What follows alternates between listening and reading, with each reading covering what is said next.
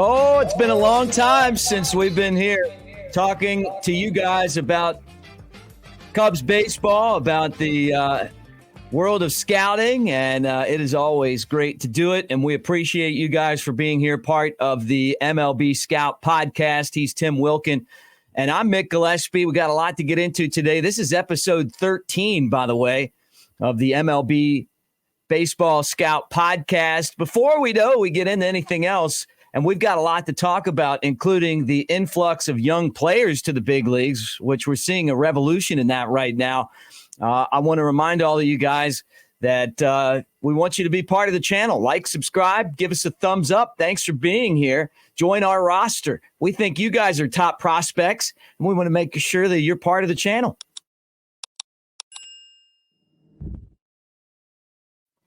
All right, Tim, I'm going to throw this at you. This is where we're going to get started this week. There was definitely a lot of criticism thrown David Ross's direction this year. People feeling like maybe when Alexander Canario was called up to the big leagues, he didn't get in fast enough. Pete Crow Armstrong didn't have success. Matt Mervis didn't have success. These are guys who are top prospects. And some people felt like he could have done a better job of making a comfortable environment for those guys. Maybe they're just not that good. Who knows, right? We'll find that out. I don't think that's the case, but young players, rookies, have become such a part of this game, and the numbers definitely show that out. No doubt. We're getting all-time records, players being called up during the course of a year, making their rookie debut. And I just think it's a different trend with expanded rosters at times, and general managers not being afraid to call players up, even if it's somewhat early. Well, it definitely changes the way that you are managing a roster, because we used to have a system where you got drafted and you stayed in the minor leagues. You started at levels that don't even exist anymore. You learned the skill and you got called up. We're seeing guys go straight from college to the big leagues. The Cubs' first-round pick, Matt Shaw, ended up in Double-A. Held his own, I got to tell you.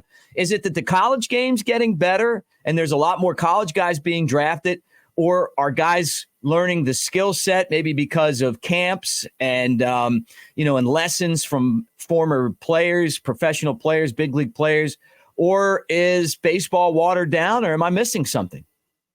I think it's a combo of basically what you just said. I don't think general managers today, as opposed to 15, 20 years ago, worry about if they're going to lose a guy before his actual maturing to the big leagues. And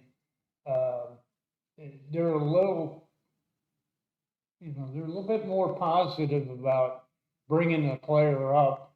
And in the past, it was a prized possession, and you just did not want to lose those players because they could be claimed earlier. So I think some of the rules there, I think what you mentioned with the college game is a little bit better. And some of those camps and everything probably have helped speed up their progress and thus being called up to the big leagues. So it's, I think it's a combination of 4 or 5 different things. He's Tim Wilken. I'm Mick Gillispie. Welcome to the MLB Baseball Scout podcast. And let's talk about these numbers, Tim. 2002, the all-time record for rookies called up to the big leagues, 303. And now I guess that does coincide with that extra roster spot as well, right? This year, we saw 261 rookies called up to the major leagues for the first time. So, not quite as many as last year. But how does that break down, and what does that mean to the roster? Well, supposedly it gives you a little bit more depth, and naturally the way pitchers are going on and off the disabled list, I think it adds to those numbers. Like you said, 2022, 303 rookies made their debut, and this year it was 261. But I think with the way pitching's going, guys doing the 5 and dive, and you're starting to use your relief staffs up a lot more than you did in the past. So there's a lot of turnover, I think, as a result. What's the breakdown of the players, though? Like, how many pitchers, how many guys are position players? Is it, I'm guessing it's probably a lot more pitching than position players, but I mean, not that matters, but I mean, just see it with the Cubs. Jordan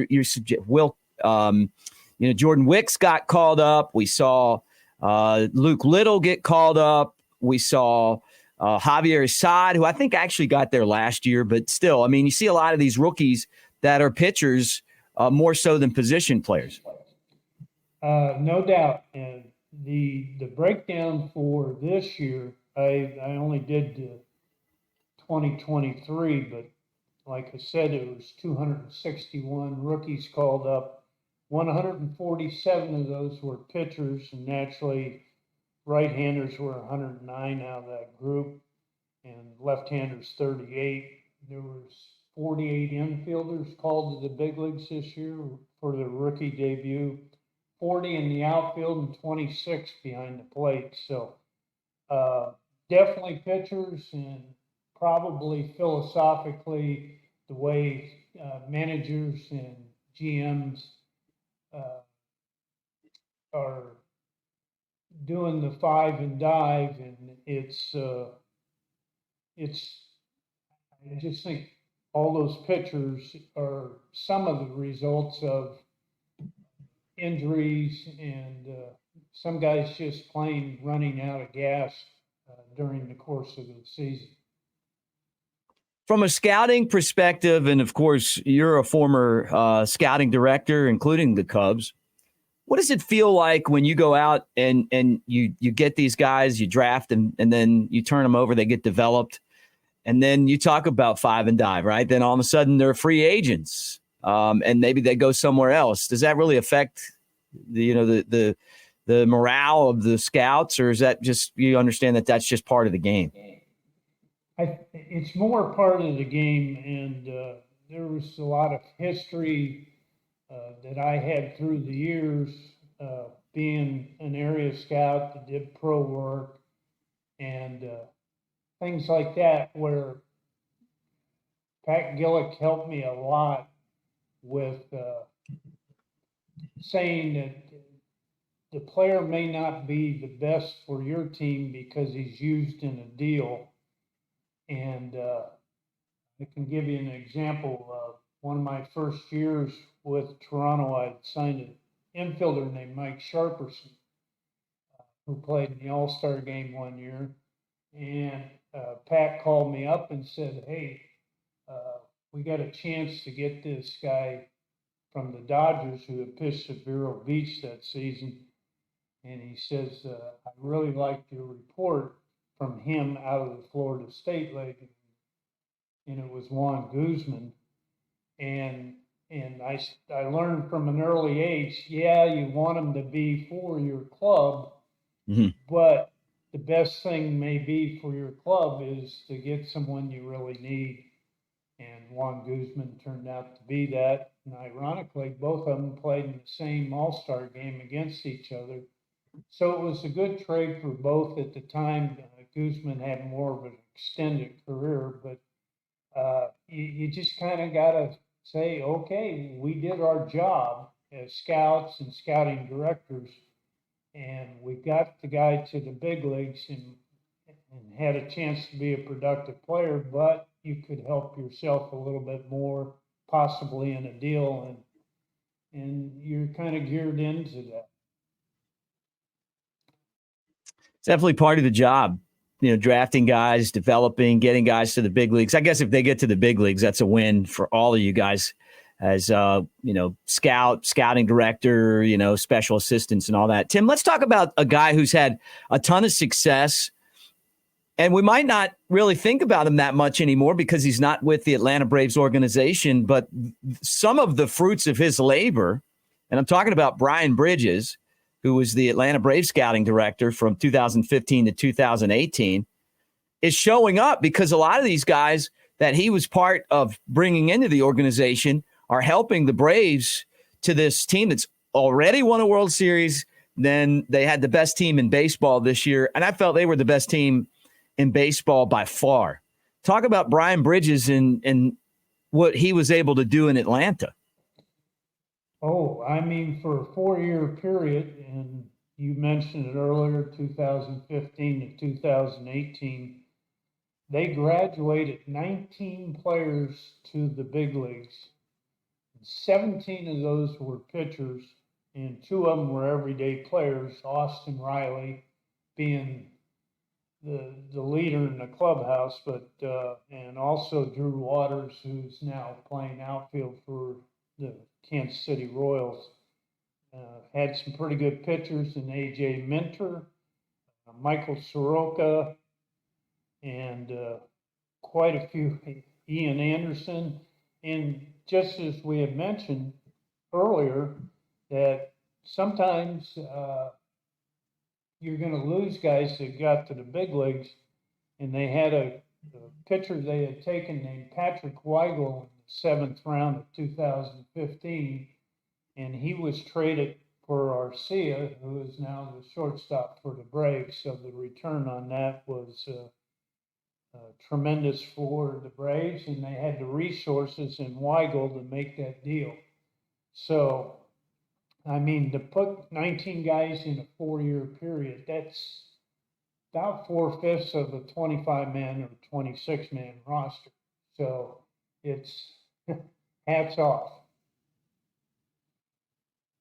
What made what Brian Bridges was able? What made it possible for Brian Bridges in this scouting department to go out there and find all of these guys? And how do they do it? And it's not like it's stopped for the Braves. I mean, they still have, it seemed like a pipeline. Although I got to tell you, this year's Braves minor league system didn't look like the system that we saw a couple of years ago when, the guys like Drew Waters and Christian Pache and all them, Ian Anderson, Kyle Wright, some of the guys you mentioned were coming through. And now part of it is that the Braves are so stacked at the big league level. I definitely heard that affected this year's Double-A Mississippi Braves team. I mean, how motivated can you be to know that there's like 3 guys in your spot that aren't going to move out of the way for you? It's a lot easier to work hard. Not to say they didn't work hard, but knowing that there's an opportunity, and for some of these guys, pretty good players, maybe not on that level, for them to get an opportunity, it's going to be with another organization. But with that said, what are the Braves doing? What did these scouts do? How did they go out there and find all this talent? Well, they had a stock full of very good area guys that they relied on and respected their opinions. And the Braves, through the years, up until recently, say the last 4 or 5 years, had always kind of protected their home 40. I mean, the Braves really hit the Deep South hard, had good success with it. Austin Riley being from Mississippi, and Waters being from the Georgia area, and players through the past like Hayward was another one, and the forefathers, scouting directors prior to Brian, were Roy Clark and Paul Snyder, and those guys kind of had built that up from the 80s all the way till 2016 or 18. I guess that was Bridges last year there. And they kept the tradition going. They didn't, vary off the course too far. Mm-hmm. It was it was quite the run for them. Also, Dana Brown had come over there, the general manager with the Houston Astros, and he had something to do with that as well. But they, they kept the tradition going.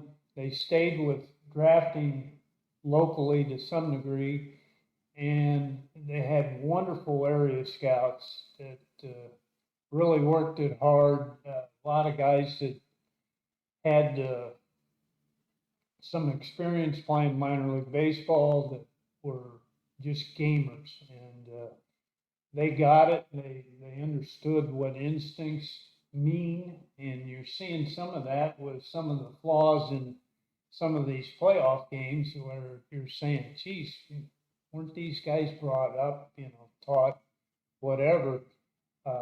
You didn't see that too much with the Atlanta Braves. They were always precise, them and St. Louis Cardinals there for a long time were very baseball player oriented. And I think that's what Atlanta's got going. And they've done good abroad here. If you look at Albies and Acuna, and they've done pretty good in that part of the country too.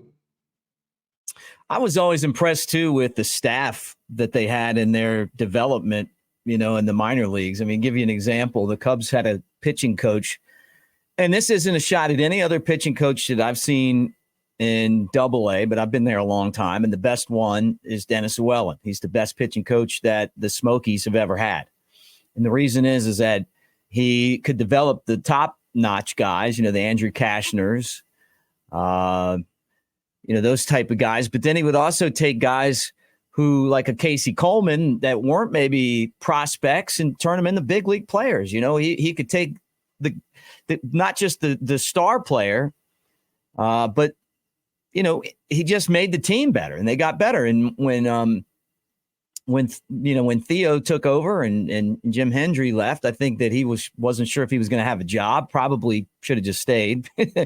But he goes to the Braves, and all of a sudden now they've got. And I noticed immediately when they got him as their pitching coach, just stuff like Dennis Llewellyn's your pitching coach. Your pitchers aren't giving up 3 home runs to the same guy in a series. It just won't happen. Like, he's going to be able to dissect that, tell you guys how to do it, and make you better. It's approach. It's confidence. I really can't explain it. But what makes somebody better than the other one? Well, this guy's absolutely at the top of the mountain, and they snatched him up immediately when they had the opportunity. And I don't know if they did that with all of their coaches, but it seemed like they would constantly have really good coaches coming through there and developing. And then the other thing that I got to give them credit for, and I feel like sometimes the Cubs as a big market, White Sox are a big market, but they don't have the same pressure that the Cubs put on themselves. But it's like Jed Hoyer talking about introducing young players to a team that's in the pennant race, and then having those guys go out there and play their best baseball, but you don't want the team to take a step back. The Atlanta Braves, maybe it's because of the market, the pressures aren't the same, but they constantly bring in players and plug them in. They lose Dansby Swanson, and here's Arcia. They lose this guy, here's another guy. Freddie Freeman leads, and they make a good trade, and they bring in, they give up some of their young players, and they bring in Matt Olson. It's just like, it just feels like there's a comfort level that these guys have in Atlanta, where young players are a big part of what they're doing. Whereas I feel like with the Cubs, there's always except when Joe Madden was there, this, pressure that these kids are having that's undue. And I don't know why that is. Does that make any sense to you, Tim? Oh, it does. And, I got to work with Dennis and enjoyed my times with him. He's very candid, very honest, but very comfortable. And if you can kind of create that environment for those minor leaguers on their way up, I think the graduating to the big leagues is not as daunting as it can be in some other situations. We Tampa Bay was very good at doing that. They had a pitching coach named Dick Bosman who worked really well. They had a plethora of high school pitchers that they developed that got to the big leagues. So the good organizations have the Dennis Llewellyns, the Dick Bosmans, and it's Bruce Walton for me, and it just sets the stage much better for those players as they get close to the big leagues and once they get into the big leagues. And it's a calming effect, and sometimes that needs to be reviewed. And if you even look at the Atlanta Braves, and you were talking about them, even their manager, a lifer in the minor leagues with the Braves, and probably 35, 40 years in the minor leagues, and he's done a pretty good job of managing that club, and I'm sure it's much more comfortable, and they've got a great staff of coaches around him, and I think that's why you've seen the success they've had here through the years. Could very well be. Well, hopefully the Cubs will be able to kind of take advantage of a very stacked farm system right now, and I'm interested to see how that's going to turn out. I wonder this too, when it comes to like signing players, like last year, the Cubs signed Dansby Swanson. But they have a lot of these like shortstops that they're drafting. And I know shortstops can play other positions. Dansby's going to be there for 6 years. They got a guy named,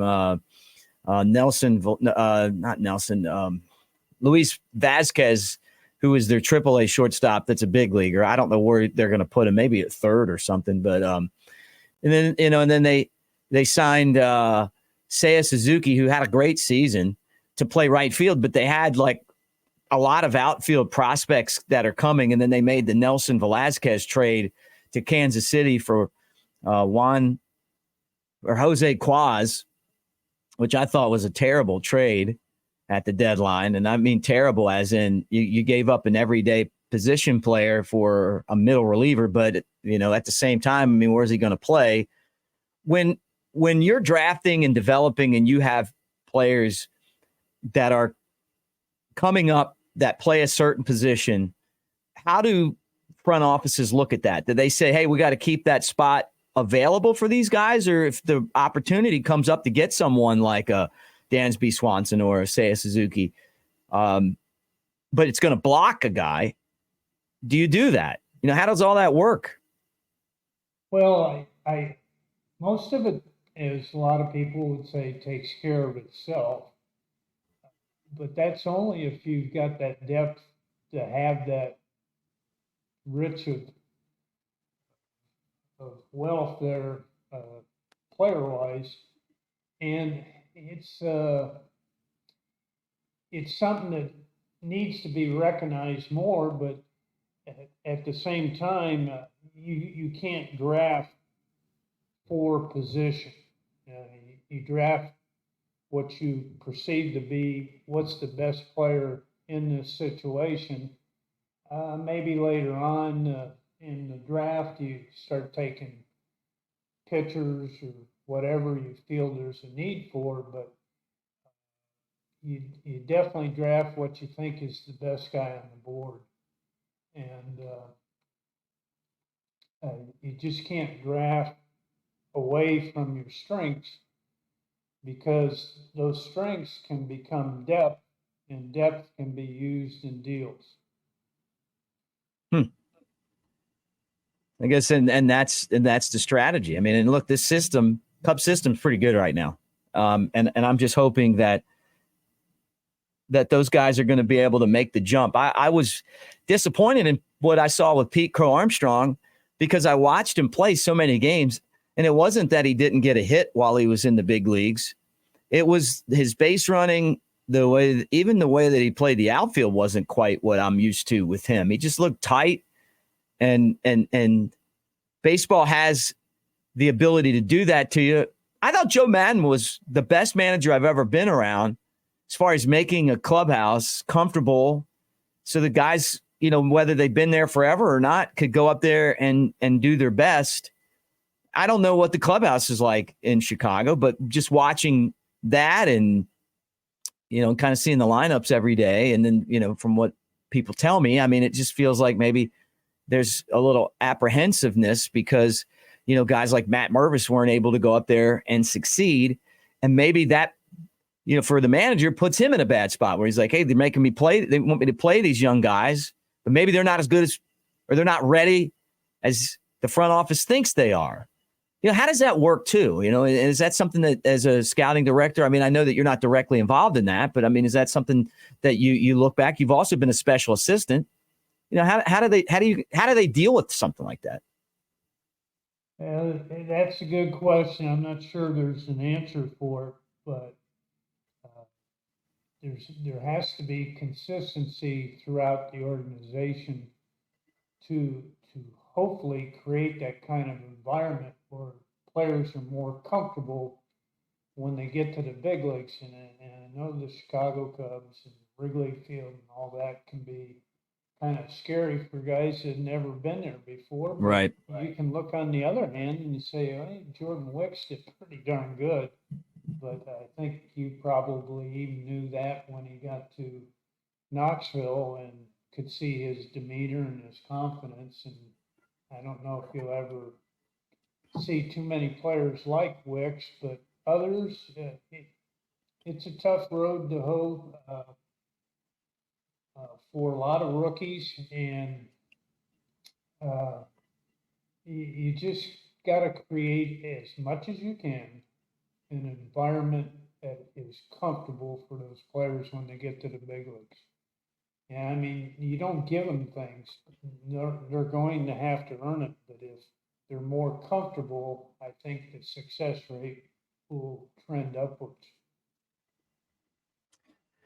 Hey, look, the other guy I'm telling you to keep an eye on is the guy that they traded. He reminded me of Jordan Wicks. Like same package, really. DJ Hers, and now he's with the Nationals, and he's pitching for their Arizona League team. And you'll see he's going to be another one that's going to be up there. I don't know he's going to have the success as quickly as Wicks, but guy's got it. Left-hander, changeup, hides the ball, throws fastballs, moves it around in the zone. Maybe could cut down on walks a little bit, but gets a ton of strikeouts. And since the Nationals got him, he's just done nothing but this. So the Cubs scouting probably going to look back and be like, well, you know what? There's another guy that's going to be in the big leagues, and that could be as soon as next year. All right, let's change the subject a little bit. He's Tim Wilken. I'm Mick Gillispie. This is the MLB Baseball Scout Podcast, and we appreciate you guys being here with us. This is, if you can believe this, Tim, episode 13. We're rocking and rolling. This channel started with this show. We like to talk about everything baseball, not just the Cubs. It's really about scouting. All right. But we kind of go off wherever we want to go. And I know you guys appreciate that. So make sure that you follow, like, and subscribe on the Cubs baseball channel on YouTube. Okay. Let me bring this guy up. You live in beautiful Dunedin. You have a great house right by the water, living it up. You even got gopher turtles out front. Your family lives like right next door. Everything's perfect over there. And not too far from you is Tampa. And the Rays just inducted Carl Crawford into their Hall of Fame. Carl Crawford. And you watched his career, great defender. And this is a very small Hall of Fame for the Rays right now, but Carl Crawford's in there. Your thoughts on Carl Crawford and someone that I know you enjoyed watching? Oh, he was a pure pleasure to watch, especially, well, he was a well-rounded player. I mean, he's pretty complete player, just a tremendous defender in left field. Unfortunately, I think the left fielders get a little slighted when it comes to the Gold Glove. I know Carl did win one. Yastrzemski had like 7, and Happ here recently had a Gold Glove in left field. But normally, the 3 outfielders generally are center fielders that get the Gold Gloves. So I think Carl could have won many more. 290 hitter for his career, he was just 20 stolen bases away from 500. just a complete player. He led the league in steals 4 times. He was just a pure pleasure to watch, and just defended left field like no other left fielder other than Yastrzemski in my time. And I not nearly got the credit as far as the Gold Glove thing went. I'm happy for him. I guess Boggs and Don Zimmer were the only other ones that are in the Rays Hall of Fame and had their numbers retired. But they're starting to build a little roster here of players that had some success with Tampa, and I think Carl was one of them.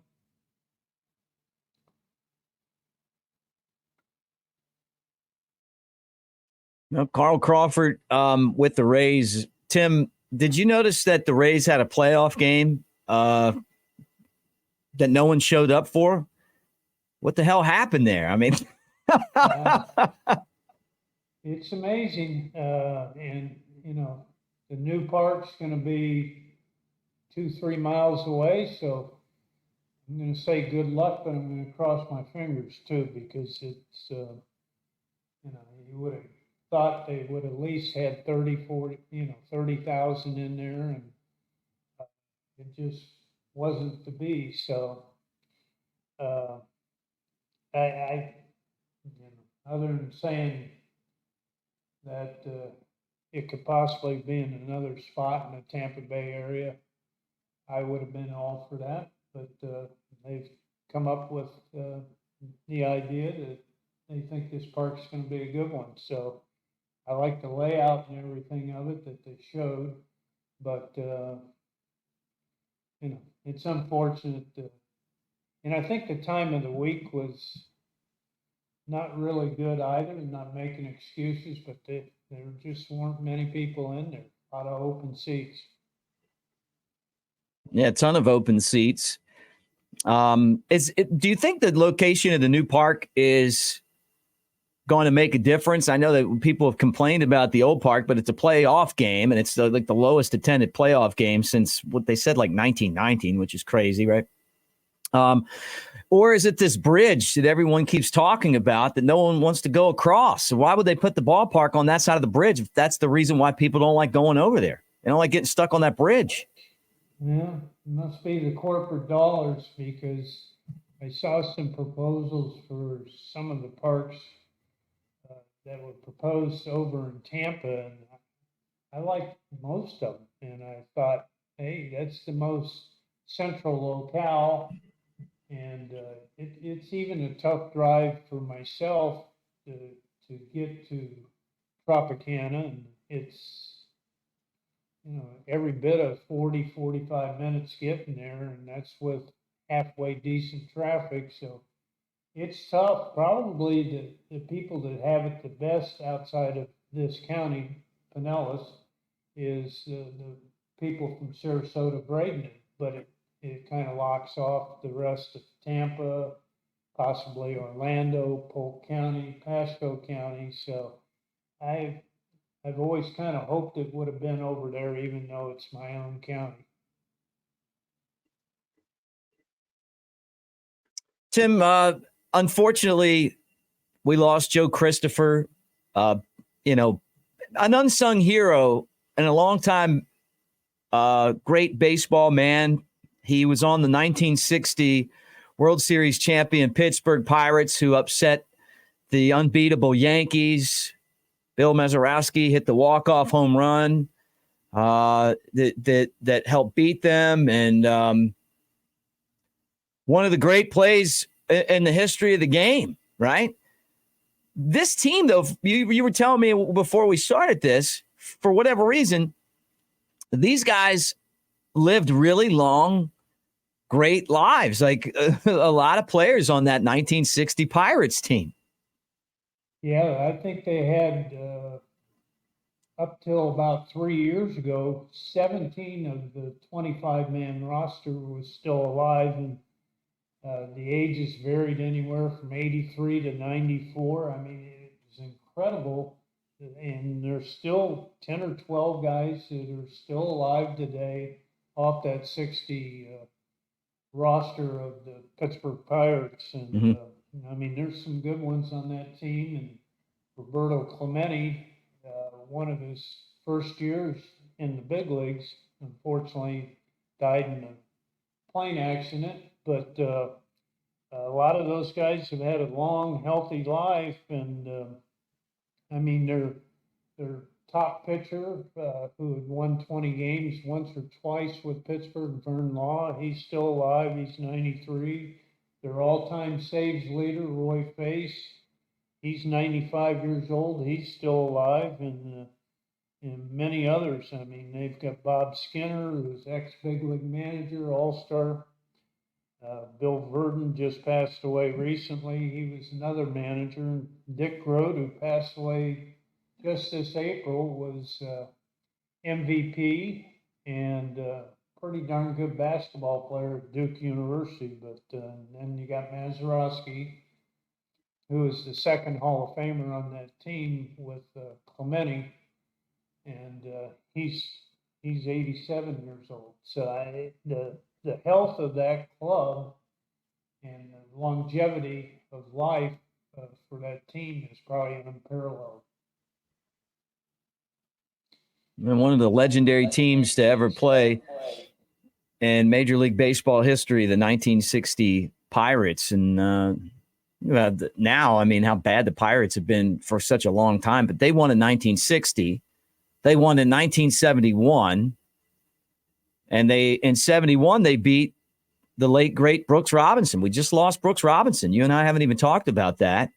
They beat Baltimore again in 79. But let's talk about Brooks. That was my dad's favorite player. We almost named my son Brooks. Had my buddy Jake not been killed in action, I wouldn't have a Jake at home. I'd have a Brooks at home because that was always the game plan.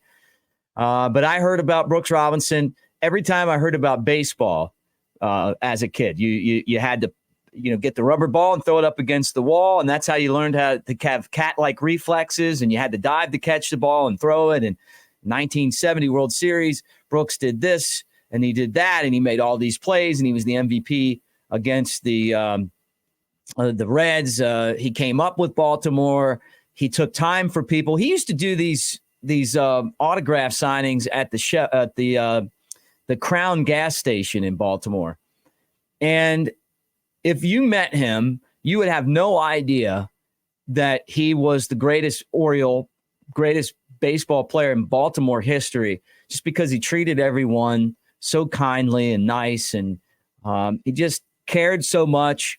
I've got a Norman Rockwell picture in the house signed by Brooks Robinson.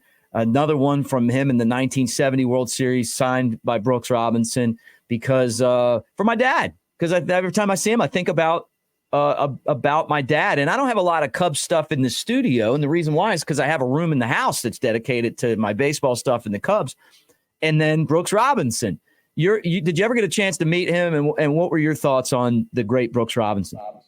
I was at an all-star game one year. I did get, and we shook hands. And he was pretty busy, so I didn't get to spend much time with him, but just to hear everyone talk about him, and you can never hear a bad word about him. I know he's the baseball pride of Arkansas.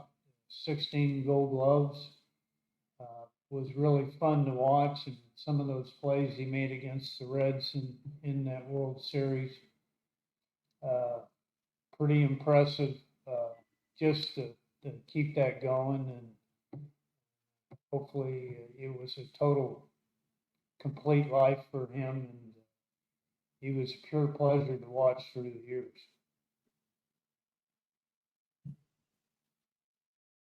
Definitely one of the all-time greats in baseball history, and he'll definitely be missed. So, sad to see Brooks Robinson pass away. Let's talk about, which is always fun, Tim, on the MLB Baseball Scout podcast, your scouting tip of the day. And people want to know, you spent years and years as one of the great scouts in baseball. Tell us something that's going to make us a better scout. Well, this particular scouting tip of the podcast is for the scouts. Naturally, you got the 5 tools: run, throw, hit, power, hit for average, and field. And this one will pertain to the running tool when you're grading a player's running ability. And I'm going to cheat here a little bit and look at a couple of my notes, but when grading the running tool, check the runner's running gait. And what I mean by that is his stride, if it's short or long, blah, blah, blah, whatever. And especially check the size of his legs. If you got more of a mature guy who can run a little bit, say he's average at this time, that tool may not be prevalent 10 years down the road because of the maturity of his legs or his lower half. And he might lose a step down the road. And then go to the thinner leg runners. And some of those may not be running average at the time because they don't have the strength in their legs, although they might have a good running gait. Their actual times out of high school, mostly out of high school, there are some college players who are underdeveloped leg-wise that do get quicker, and it can happen. And there's a lot of people say, well, your speed is your speed down the road, and that's not necessarily true. And what could be another step or 1/10 of a step can be added when those legs get stronger. They get better weight programs, and this can add on to the running gait. So possibly a guy that runs 4-4 or 4-3 to first from the right side, he can turn into a 4-2 run, or maybe even a little bit better. And a lot of people, a lot of scouts say, wow, he can't increase, but all of a sudden that puts you in another category if you can get that step and a half as you're going through baseball and on into professional baseball in the major leagues. And this can affect the grade as you're writing the report. So be sure you're thorough enough about their running gait and their stride, and give some credit to those players that are a little thinner, not as strong, but have a pretty good running gait. That tool that is the scale, as we've talked about, is 20 to 80. Say that runner is a 50 runner, the thinner legged guy, and he gets a little stronger, he can turn into a 60 runner, or maybe a little bit better than 60.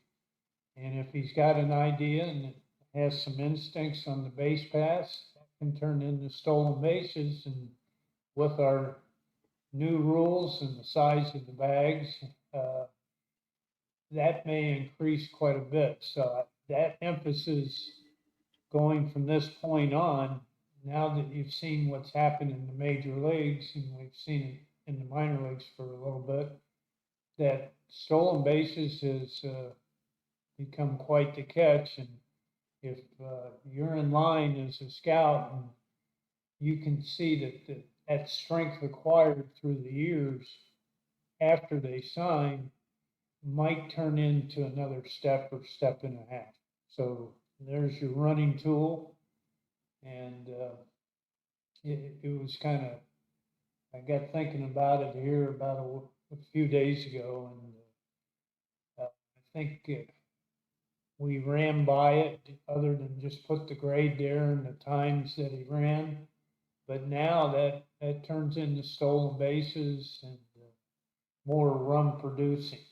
And so keep that in mind when you're writing your reports and watching those players play. Great stuff. And it also goes to show that the game's changed because of the rules changing, and that means scouting's got to change as well. Well, look, guys, that does it for episode 13 of the MLB Baseball Scout podcast. We appreciate you being here, and we want you guys to be here some more. Tim and I will get back together on a more regular basis now that the Smoky season is over. But we love talking baseball, and we love hearing from you guys. Make sure that you comment. If you want to ask Tim a question about scouting, just go ahead and put that in the comments section. And thank you guys for being here for episode 13 of the MLB Baseball Scout podcast. The other thing, Tim, we keep talking about it. We got to make it happen. It's time to bring on some of our scout buddies and get their perspective on these shows. So maybe coming up soon, we could do that. So be thinking about guys we could add to the show and have come on as special guests. All right, that does it for the show. Thanks for being here. If you're not already a subscriber, please subscribe now. This is the Cubs Baseball channel. For Tim Wilken, I'm Mick Gillispie.